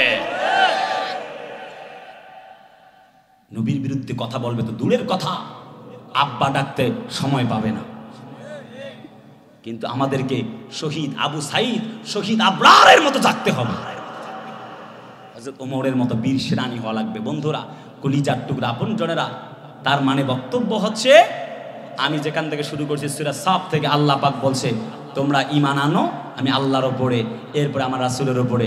3 নাম্বার তুজাহিদুনা ফি সাবিলিল্লাহ, আল্লাহর রাস্তায় জিহাদ করো। কন্যা সুবহানাল্লাহ। আর একটি আয়াতে কারিমা তেলাওয়াত করেছিলাম, লাআল্লাকুম তাত্তাকুন, রোজার উদ্দেশ্য হচ্ছে আল্লাহ পাকের তাকওয়া ভীতি অর্জন করা। একবার হযরত ওমর রাদিয়াল্লাহু আনহু কাব বিন উবাইকে জিজ্ঞেস করছে, শোনো তাকওয়ার সংজ্ঞা কি? তিনি বলছে, একটি পথ দিয়ে চলছো, ধরো বড়ার কাটা, বিভিন্ন কাটা, চতুর্দিকে গাছের ডালপালা মেলে গিয়েছে, কাঁটাযুক্ত গাছ চতুর্দিকে আছে, ছোট্ট একটা সরু পথ, তুমি কেমনে যাবে? হযরত ওমর বললেন, খুব সাবধানে যাব। হযরত কাব বিন ওমর বলে, কাব বিন উবাই বলে, যেমন খুব সাবধানে যাবা তোমার শরীরে যেন কাটা না ফোটে। ঠিক সমাজে যাত্রা চলবে, উদাম নাচ গানের প্যান্ডেল হবে, মারামারি হবে, কাটাকাটি হবে, সুদি কারবারি চলবে, সুদে ঘুষে জীবন কাটে, করে দুর্নীতি, এমন লোক হয় যদি সমাজের সভাপতি। সুদে ঘুষে জীবন কাটে, করে দুর্নীতি, এমন লোক হয় যদি সমাজের সভাপতি। উচিত কথা কইতে গেলে মোল্লার চাকরি নাই, আমাদেরই কপালেতে শান্তি বুঝি নাই ভাইরে, আমাদেরই কপালেতে শান্তি বুঝি নাই। এত দুঃখ রাখবো কোথায় রাখার জায়গা নাই ভাইরে, এত দুঃখ রাখবো কোথায় রাখার জায়গা নাই, আমাদেরই কপালেতে শান্তি বুঝি নাই ভাইরে, আমাদেরই কপালেতে শান্তি বুঝি নাই। 5 ওয়াক্ত নামাজ পড়ে কপালে তার দাগ, মক্কাতে যায় নামের আগে লাগায় হাজি সাহেব। আছে না? 5 ওয়াক্ত নামাজ পড়ে কপালে তার দাগ, মক্কাতে যায় নামের আগে লাগায় হাজি সাহেব। চা দোকানে বসে হাজি, টেলিভিশন চায় ভাইরে, চা দোকানে বসে হাজি, টেলিভিশন চায়, হিন্দি গানের তালে তালে পা দুটি নাচায় ভাইরে, আমাদেরই কপালেতে শান্তি বুঝি নাই। এমন মুসল্লি হওয়ার দরকার নাই, মুসল্লি হতে হবে হযরত ওমরের মতো তাকওয়াবান। ঈদের দিন হযরত ওমর কান্দে। বন্ধুরা, সাথীরা এলো, বলো ওমর চলো লেটস গো ঈদগাহ ময়দানে চলো। হযরত ওমর শুধু কান্দে, বলে টাইম তো ওভার হয়ে গেল। হযরত ওমর কান্দে, সাথীরা বলেন ওমর তুমি কান্দো কেন? হযরত ওমর একটি আঙ্গুল আসমানের দিকে উঁচু করে দিয়ে বলেন, ভাইরে সঙ্গীরা তোমরা জানো না, একটি মাস রোজা পালন করেছি, লাআল্লাকুম তাত্তাকুন, যাতে করে আমরা মুত্তাকি হতে পারি, এই জন্য আল্লাহ পাক রোজা আমাদের জন্য ফরজ করেছিলেন। একটি মাসের রোজাগুলি কবুল হয়েছে কিনা আমি ওমর সেই জন্য কান্দি। যদি আমার রোজাগুলি কবুল না হয়ে যায়, আমি ওমরকে আল্লাহর জাহান্নামে জ্বালানো হবে। কেমন ঈমান তাদের ছিল রে ভাই, আমাদের কি ঈমান! হযরত ওমর ইবনে আব্দুল আজিজ যখন ক্ষমতায়, আল্লাহর ভয়টা, লাআল্লাকুম তাত্তাকুন, তাকওয়াবান কেমন ছিল? তিনি কিছু গম নিয়ে এমনি করে ছিটাচ্ছেন। লোকেরা বলে তুমি কি পাগল হয়েছো, গম ছিটাও কেন?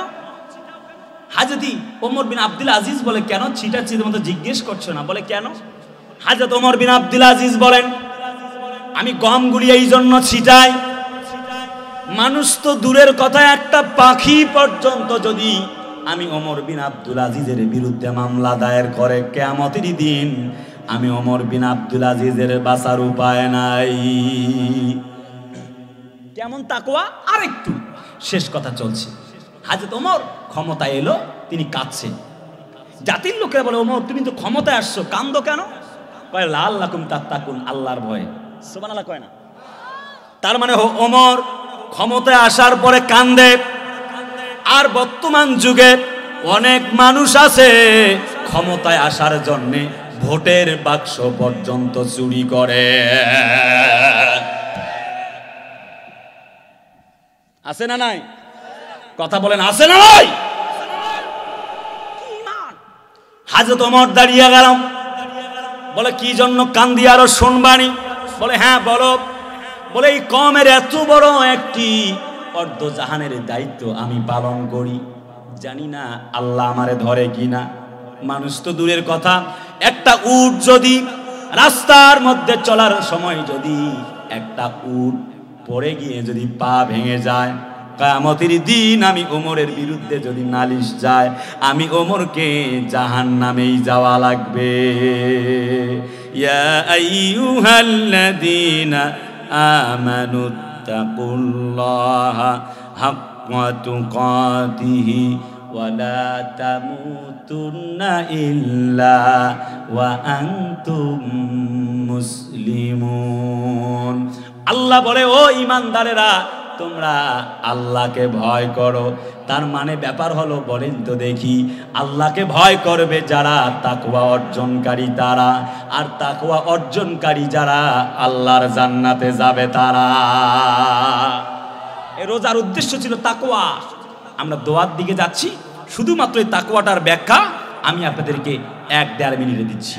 কলজার টুকরা আপন জনেরা, আল্লাহ পাক বলে, ইয়া আইয়ুহাল্লাযীনা আমানু কুতিবা আলাইকুমুস সিয়াম, তোমাদের উপর রোজাকে ফরজ করা হয়েছে। তাফসীরে ইবনে কাসিরে আসছে, আয় ফরিদা আলাইকুমুস সিয়াম, রোজাকে ফরজ করা হয়েছে লিখিত আকারে। বলো বান্দা, যদি তোমরা রোজা রাখো তোমরা মুত্তাকি হয়ে যাবে। সুবহানাল্লাহ। আর শাহরুর রমজান আল্লাযী উনজিলা ফীহিল কুরআন হুদাল লিন-নাসি ওয়া বায়িনাতিন মিনাল হুদা ওয়াল ফুরকান, distinguish good and evil and sin evil to good, সত্য মিথ্যার পার্থক্য করবার জন্য এই রমজান মাস আল্লাহ দিয়েছে। রমজান মাস শ্রেষ্ঠ হবার কারণ হচ্ছে আল্লাহ পাক এই মাসে কোরআনে কারীম নাজিল করে দিয়েছে। নবী শ্রেষ্ঠ হবার কারণ হচ্ছে এই কোরআন নবীর উপরে নাজিল হয়েছে। আমরা শ্রেষ্ঠ উম্মত হবার কারণ হচ্ছে আমাদের উপরে আল্লাহ পাক রাব্বে কারীম কোরআন নাজিল করেছেন। বন্ধু, অতএব এই কোরআন নাজিলের মাসে আমাদেরকে অবশ্যই আল্লাহর জন্য নিজেকে সঁপে দিতে হবে। জোরে কন্যা সুবহানাল্লাহ। নবীজি বলে, মান সামা ইয়াওমান ফি সাবিলিল্লাহি বাদাল্লাহু ওয়াজহুন নারি আনিন নারি 70 খরিফা, যে ব্যক্তি একটা রোজা আল্লাহর জন্য পালন করতে পারবে, কবুল করাতে পারবে, আল্লাহ পাক তার থেকে 70 বছরের রাস্তা জাহান্নাম থেকে দূরে সরায়া দিবেন। শুধু কি তাই নাকি? হযরত নবী বলেন, ইন্না ফিল জান্নাতে বাবান ইউকালু লাহু রায়্যান, আল্লাহ পাকের নবীজি বলেন জান্নাতে এমন একটি দরজা থাকবে স্পেশাল, যার নাম হবে রায়্যান নামক দরজা। যারা রোজাদার হবে তাদের জন্য আল্লাহ এই দরজাটা দিয়ে প্রবেশের অধিকার দিয়ে দিবেন। সুবহানাল্লাহ, জোরে কোন। তাহলে বলেন, এই রমজান মাস যে আসছে, এই মাহে রমজানুল মুবারাকে সিয়াম সাধনা সওয়াব কামাইয়ের মাসে বসে থাকা যাবে নাকি মার্কেট করার মাস? রমজানের শেষ দিকে রাসূলুল্লাহ কোমর গামছা বেঁধে তিনি ইবাদত শুরু করতেন। বর্তমান যুগে দেখবেন মার্কেট করা শুরু করে দেয়। বিয়াক্কেল কোথাকার, এটা কি মার্কেট করার মাস? ডল দিয়েছে দোকানের সামনে, আল্লাহর কসম হারাম। কথা বলেন, যে দেয় না তার বেচা কেনা হয় না? লাখ লাখ টাকা বেচা কেনা করে ডল না দিয়ে মূর্তি সাজিয়ে দিয়েছে মহিলা মানুষের, সেই কি রকম বিকলাঙ্গ ছবি। কথা বলে না। যেহেতু রমজান মাস পেয়েছি, রমজান যে কারণে তাৎপর্যপূর্ণ, এক, কোরআন নাজিলের মাস, জন্য এর মর্যাদা অনেক বেশি। তার মানে আমাদের উচিত এই মাসে যারা কোরআন পারি না, কোরআন শিক্ষা করা।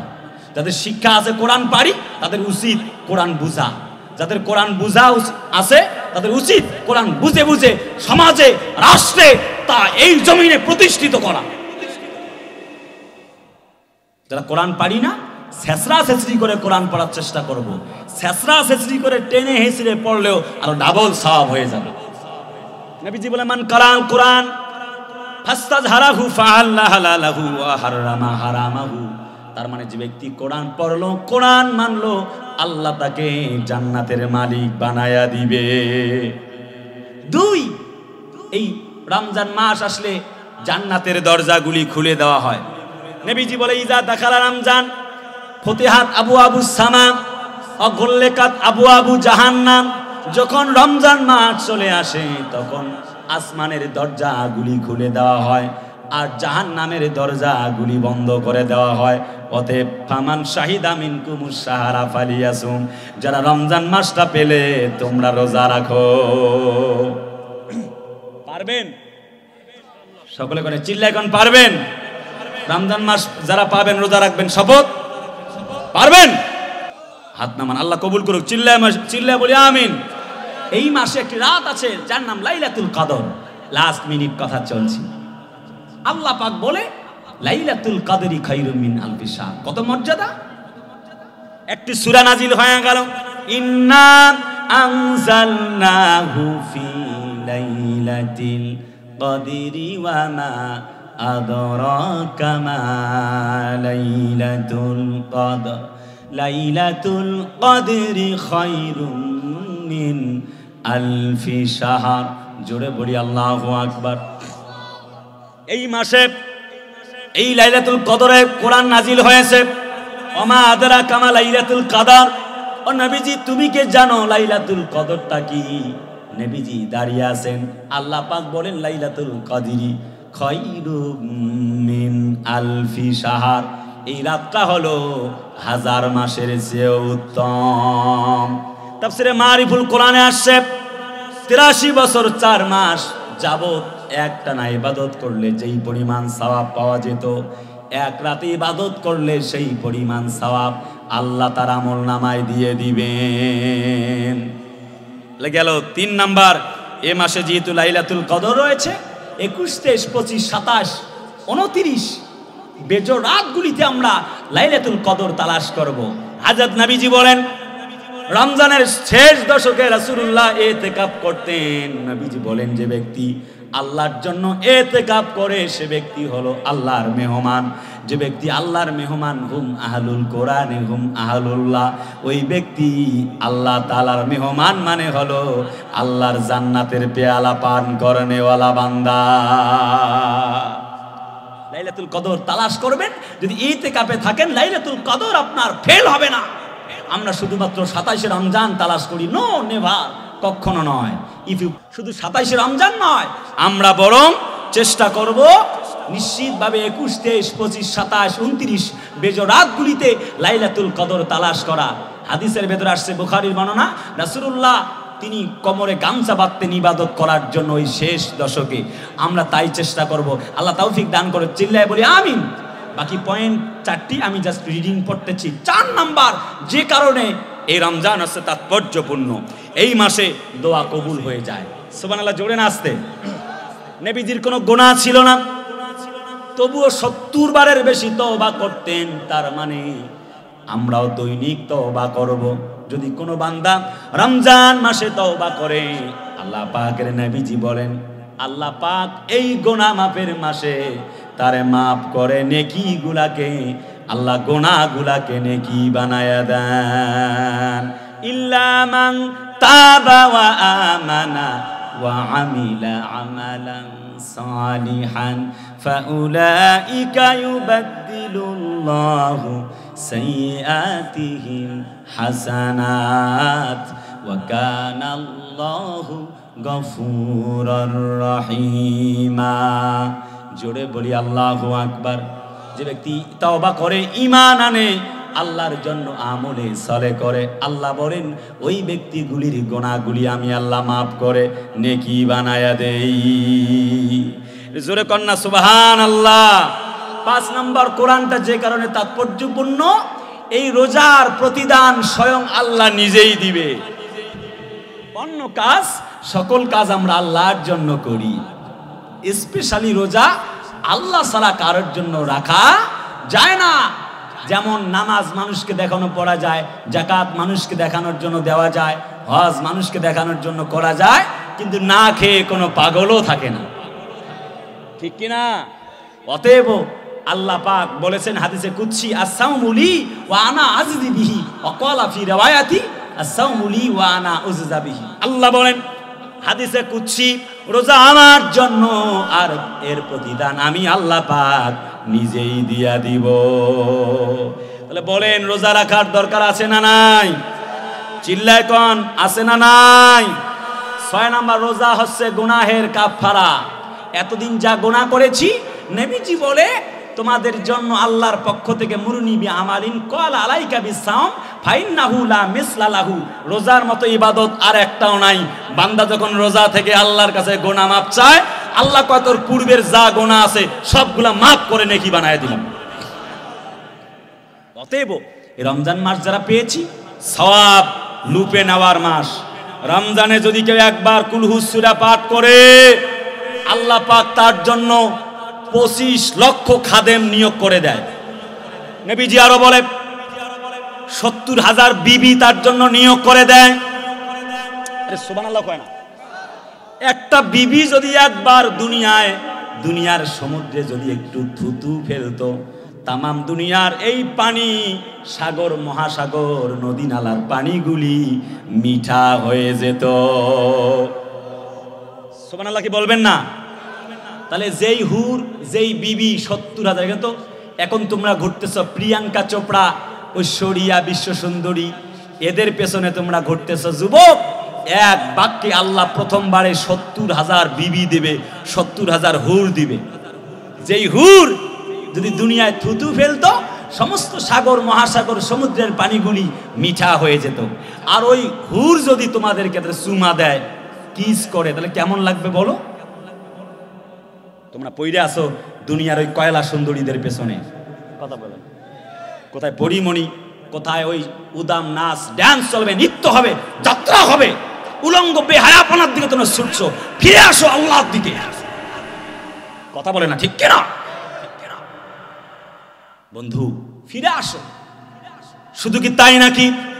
নবীজি বলে ওই রোজাদার ব্যক্তি কুলহু সূরা একবার পড়েছে মানে অন্য সময় 10 পারা পড়েছে, এই মাসে 70 পারা কোরআন শরীফের সওয়াব আল্লাহ তার আমলনামায় দিয়ে দিবে। আর কি দিবে? কমপক্ষে 70,000 মন্ত্রী, এমপি মন্ত্রী তার সাইড গার্ড হিসেবে দিয়ে দিবে। সুবহানাল্লাহ, জোরে কোন। হযরত নবীজি বলে একটা তারাবিতে একটা জান্নাতে বাড়ি বানায়া দিব। তাও সুবহানাল্লাহ, জোরে কোন। নবীজি বলে মান কামা ঈমানান ওয়া ইহতিসাবান গুফিরা লাহু মা তাকাদ্দামা মিন জামবিহি, যে ব্যক্তি আল্লাহর জন্য রোজা রাখবে, আল্লাহ তার জীবনের সব গুনাহ খাতা মাফ করে দিবেন। রোজার তারাবি, আল্লাহ বলছে তারাবি, নবী বলছে তারাবি যারা পড়বে। তাহলে বলেন তারাবি পড়ার দরকার আছে না নাই? কেউ কেউ হুজুর রোজা রাখছি তারাবি পড়বো না, রোজা আলাদা তারাবি আলাদা জীবন। নো, রোজা তো রাখবেন আল্লাহর পক্ষ থেকে ফরজ। তারাবিটা কি নফল ইবাদত? সুমু নাহারাহা ওয়া কুমু লাইলাহা, দিনে রোজা আর রাতে মুমিন বান্দারা তারাবিতে দাঁড়িয়ে যাবে আল্লাহর সামনে। বন্ধুরা, শেষ কথা 7 নাম্বার, রোজা হচ্ছে জান্নাত লাভের পথ। অতএব আমরা রোজা রাখবো। সুবহানাল্লাহ কয় না? একটা স্পেশাল জান্নাত আল্লাহ বানায় রাখছে।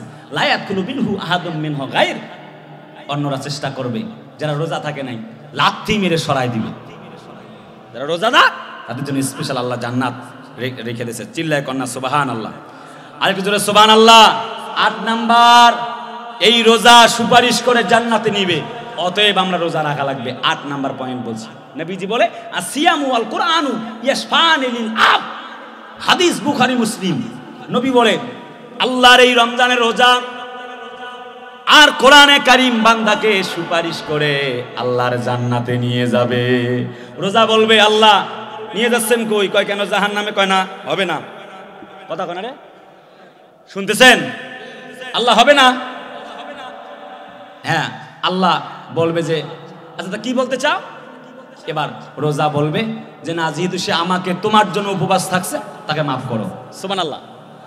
আল্লাহ বলে যা যা রোজা, তোর গুণে যেহেতু আমাকে ভালোবাসার জন্য রোজা রাখছিল, আমাকে পাওয়ার জন্য, তোর সুপারিশে আমি আমার বান্দাকে মাফ করে দিলাম।